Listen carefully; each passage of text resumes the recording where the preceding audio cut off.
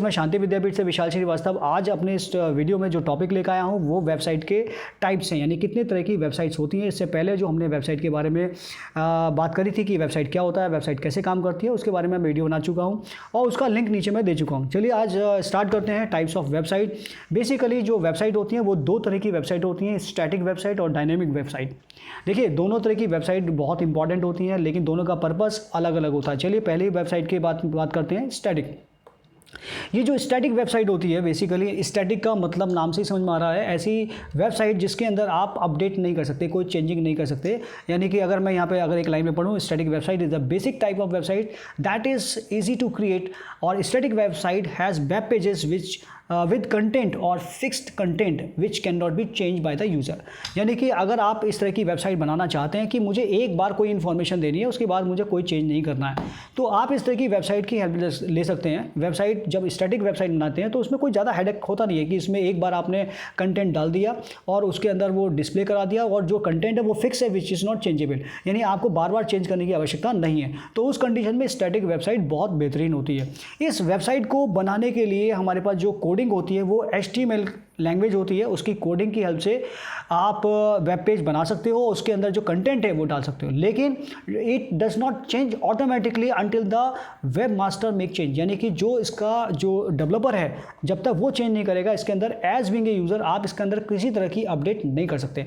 इसका मतलब ये हुआ कि अगर आप कोई ऐसी वेबसाइट बनाना चाहते हैं जिसके अंदर कोई अपडेट नहीं है, यानी कोई चेंजिंग नहीं है, आपने एक फिक्स इन्फॉर्मेशन देनी है जो आपको बदलनी नहीं है, तो आप इस तरह की वेबसाइट आसानी से बना सकते हैं। सबसे बड़ी बात है, इसके अंदर जो वेबसाइट बनती है वो एक HTML कोडिंग, सिंपल कोडिंग के माध्यम से डिज़ाइनिंग की जा सकती है और उसको वेब सर्वर पर डाल दिया जाता है।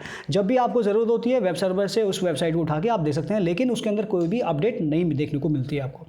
चलिए इसके बाद बात करते हैं इसकी और प्रॉपर्टी की। The static website looks and feel very basic and fundamental. एक बेसिक वेबसाइट है, सिंपल वेबसाइट है, इसके अंदर कोई कम्प्लेक्सिटी नहीं है, कोई बहुत हार्ड कोडिंग नहीं है, कोई बहुत हार्ड इसमें ऑप्शंस नहीं होते हैं। ओके, इसके बाद हम बात करते हैं these website are the cost effective to develop and host with which is the perfect fit for the small company. छोटी छोटी ऑर्गेनाइजेशंस होती हैं, ऑफिसेस होते हैं, पर्सनल वेबसाइट बनाते हैं, तो आपको इस तरह की वेबसाइट बहुत आसानी से बनाने को मिल जाती हैं और सबसे बड़ी बात है बहुत सस्ती बन जाती है, उसके ज़्यादा कॉस्ट पे नहीं करनी पड़ती है। और बस इसमें ये ध्यान रखना है कि आपको कोई भी change as being a user इस पर नहीं कर पाएंगे। अगर कोई छोटा मोटा चेंज करना भी होगा तो आपको अपने डेवलपर से बात करनी होगी जो इसके अंदर चेंज कर सकता है। तो इस तरह की वेबसाइट उन लोगों के लिए बेनिफिट करती है जो अपना कंटेंट चेंज नहीं करना चाहते, यानी एक बार दे दिया वो फिक्स है। तो आप देख सकते हैं यहाँ पे आपके पास स्टैटिक जो वेबसाइट का डायग्राम दिखा रहा है, सर्वर है और ये क्लाइंट है जहाँ पे आपने रिक्वेस्ट करी और यहाँ से वेबसाइट बनी बनाई उठाएगा और यहाँ दिखा देगा। There is no any change, आप इसके अंदर कोई चेंज नहीं कर पाएंगे। चलिए इसकी एडवांटेज की बात करते हैं, क्या एडवांटेज है। सबसे बड़ा एडवांटेज है टाइम सेविंग। इस तरह की वेबसाइट को बनाने में ज़्यादा टाइम नहीं लगता, बहुत जल्दी से HTML कोडिंग दें और फटाफट इसको डेवलप कर लेते हैं और इसको वेब सर्वर पर डाल देते हैं। इसमें बहुत ज़्यादा टाइम कंज्यूम करने की आवश्यकता नहीं होती। कॉस्ट इफेक्टिव, बहुत सस्ती पड़ती है, सबसे चीप एंड बेस्ट है, सबसे बढ़िया। अगर आपको एक फिक्स इन्फॉर्मेशन देनी है तो इससे सस्ती वेबसाइट नहीं बनती। This is the cheaper to develop. उसके बाद इनएक्सपेंसिव होस्टिंग, जो होस्टिंग चार्ज होते हैं वो भी इसके बहुत कम होते हैं। तो यहाँ पर सबसे बड़ी बात है, ये सर्वर के लिए डेडिकेटेड वेबसाइट है, इसमें कोई भी काम अलग से नहीं करना पड़ता, इसलिए बहुत सस्ती और इनएक्सपेंसिव होती है। इजी इंडेक्सिंग, क्योंकि इसमें search engine like Google, Bing etcetera can easily index a static website as they are just a series of code, क्योंकि ये सिर्फ HTML की कोडिंग होती है, इसको इंडेक्स करना बहुत आसान है, सर्च करना बहुत आसान है, तो इसलिए हमने बोला इजी इंडेक्सिंग। इसके बाद fast transferring. Static website do not have any complex structure like dynamic website. इसका कोई भी मतलब कोई कॉम्प्लेक्स स्ट्रक्चर नहीं है, सिंपल सी बात है। प्रोसेसिंग का जो टाइमिंग है बहुत कम होता है, इसलिए ये सारे एडवांटेज हैं एक स्टैटिक वेबसाइट के। लेकिन कुछ डिसएडवांटेज भी हो सकते हैं। तो डिसएडवांटेज की बात करते हैं तो यहाँ डिफ़िकल्ट टू चेंज, मैंने आपको पहले ही बता दिया कि स्टैटिक वेबसाइट बनती तब है जब आप इसके अंदर चेंज ना करना चाहें। यानी कि अगर आपको चेंजिंग करनी है, अपडेट करनी है, लगातार अपडेट करनी है, तो आपको डायनेमिक बनानी पड़ेगी।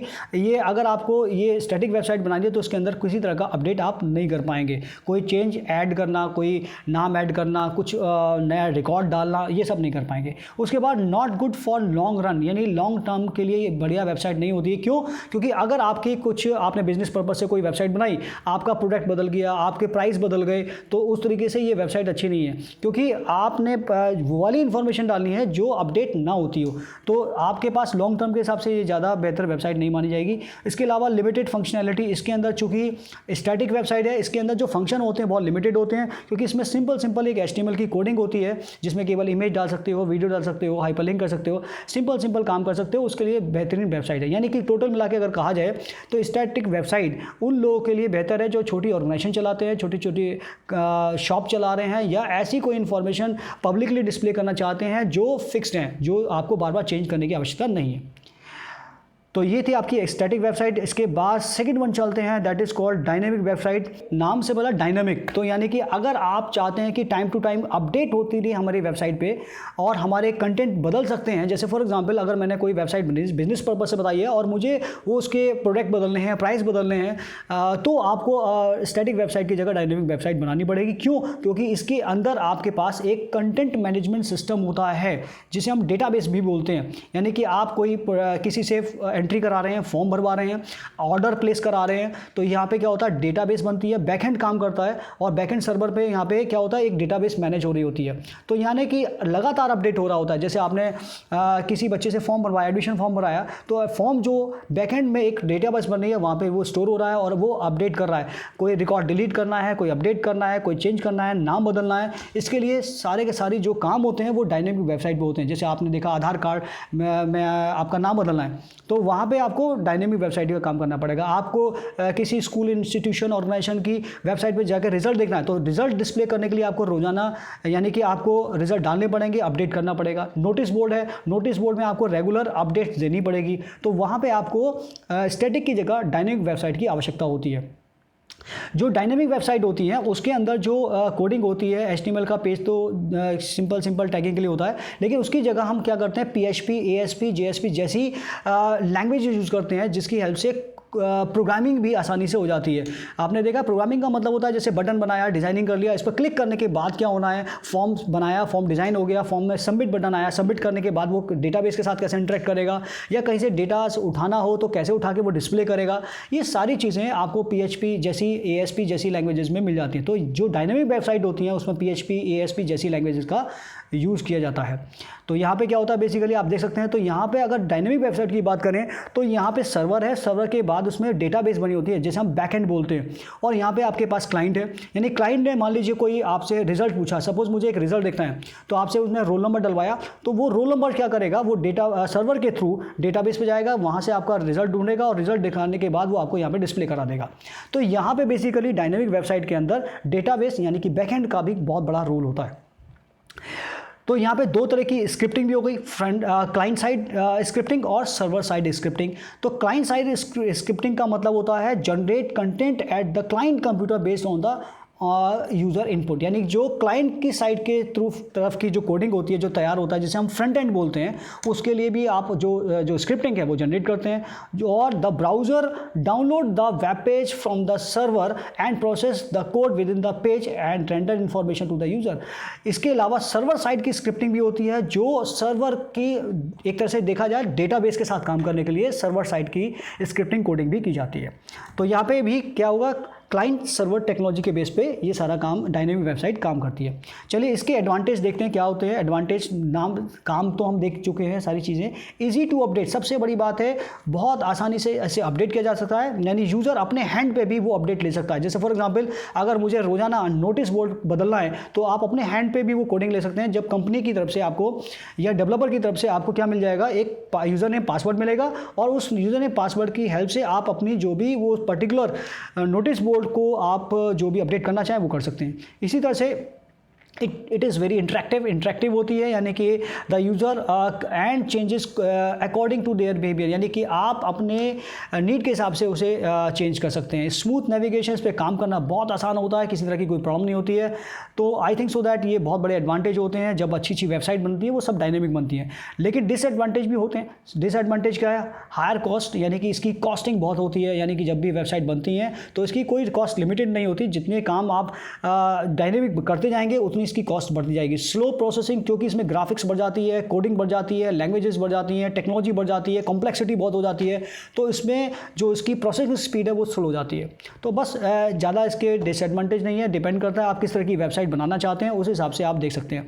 चलिए मैं यहाँ पे आपको डायग्राम से डिफ्रेंशिएट करते हैं कि what is the difference between the static website और डायनेमिक। सबसे पहली बात आती है pre built content is same every time, यानी कि पेज जब भी लोड होगा उसके जो कंटेंट है वो हमेशा सेम रहेंगे, क्योंकि वो स्टैटिक है, चेंजेबल नहीं है। यहाँ पे कंटेंट क्विकली चेंज हो सकते हैं, रेगुलरली चेंज हो सकते हैं, जो आपने उसकी कोडिंग के साथ सेट किया है। इसमें HTML की कोडिंग वेबसाइट डेवलपर के द्वारा दी जाती है, वेबसाइट जो HTML कोडिंग है। इसके अलावा यहाँ पे HTML के साथ यहाँ पे PHP, सर्वलेट, JPS, ASP.NET जैसी प्रोग्रामिंग लैंग्वेज होती है जिससे ये वेबसाइट डेवलप की, जिसकी हेल्प से ये वेबसाइट डेवलप की जाती है। It send exactly the same response for every time. जब भी आप इस वेबसाइट को खोलोगे हर बार सेम दिखाएगा। यहाँ पे आपके पास जब भी आप वेबसाइट खोलोगे जो रिक्वेस्ट होगी उसके हिसाब से वो अपडेट करके, जो भी अपडेटेड होगा वो चीज़ अपडेट करके आपको वो पेज दिखाएगा। Flexibility is the main advantage of the static, यानी कि फ्लेक्सिबल है, कहीं कोई चेंज नहीं, कोई कम्प्लेक्सिटी नहीं है। यहाँ पे डेटाबेस का काम होता है तो यहाँ पे हमेशा अपडेटेड चीज़ें दिखाएगा, थोड़ा सा आपको यहाँ पे वर्कआउट करना पड़ेगा। उसके बाद इंफॉर्मेशन आर चेंज रेयरली, यहाँ पे आपका जो अपडेट होगा वो आप एज बीइंग ए यूज़र नहीं कर पाएंगे। अगर थोड़ा बहुत चेंज करना पड़ेगा तो आपको अपनी वेब डेवलपर से बात करनी पड़ेगी, तब जाके वो चेंज करेगा। यहाँ पे इन्फॉर्मेशन आप अपनी नीड्स के हिसाब से फ्रिक्वेंटली चेंज कर सकते हैं। इसकी जो चेंजिंग पावर है, यानी अपडेट आप खुद एज बीइंग ए यूज़र भी कर सकते हैं।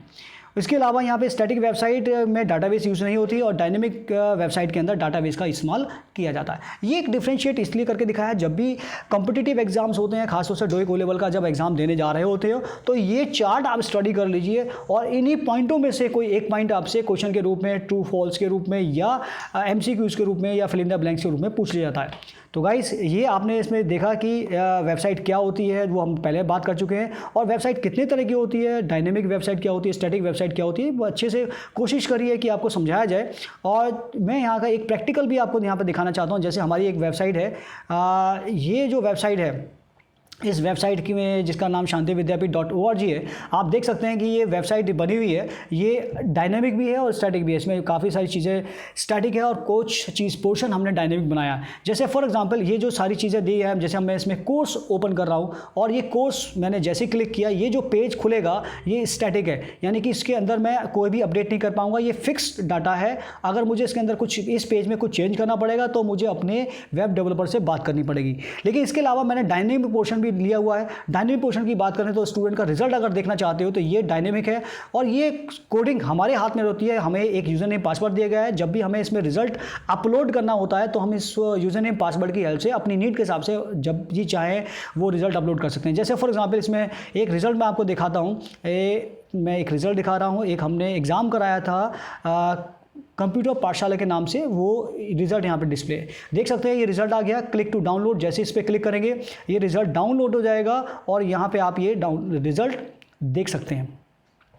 तो ये बेसिकली ये रिज़ल्ट है जिसपे हमने अभी एक हाल ही में एक कोर्स शुरू किया था, ई कोर्स कंप्यूटर पाठशाला के नाम से, उसका रिज़ल्ट हमने ऑनलाइन डिस्प्ले किया। तो ये जो रिज़ल्ट हैं ये हमारे द्वारा डाले गए हैं, तो यहाँ पे ये पोर्शन क्या हो गया, डायनेमिक हो गया। इस तरह से ये जो आप अपनी वेबसाइट को स्टैटिक और डायनेमिक अपनी नीड्स के हिसाब से उसे बना सकते हैं। तो अगर आपको फिक्स कंटेंट डालने हैं तो आप स्टैटिक बनाइए, अगर आपको अपडेट करते रहना है, चेंज करता है, तो आपको डायनेमिक वेबसाइट बनानी है।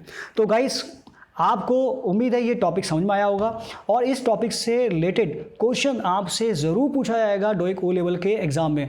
तो इससे रिलेटेड जो क्वेश्चन इंपॉर्टेंट क्वेश्चन बनेंगे, जो ज़्यादातर DOEIC O लेवल के एग्ज़ाम पूछे गए या पूछे जा सकते हैं, उसको इस चैप्टर के लास्ट में हम लोग एक क्वेश्चन देंगे, एक प्रैक्टिस सेट भी देंगे जिसमें आपसे वो सारे क्वेश्चन हम इंक्लूड करने की कोशिश करेंगे जिससे आपकी प्रैक्टिस हो सके और वो क्वेश्चन आप आसानी से उनके जवाब जब भी एग्ज़ाम हो तो दे सकें। तो गाइस इससे अगले टॉपिक के लिए मैं जो वीडियो बना रहा हूँ उसका लिंक मैं नीचे डिस्क्रिप्शन में दे रहा हूँ और उस टॉपिक को स्टडी करने के लिए उस लिंक पे क्लिक करके वो मेरा वीडियो देख सकते हैं। उम्मीद है गाइस आपको ये वीडियो पसंद आ रहे होंगे और इससे आपको DOEIC O लेवल के एग्ज़ाम क्लियर करने में आसानी होगी। Thank you very much.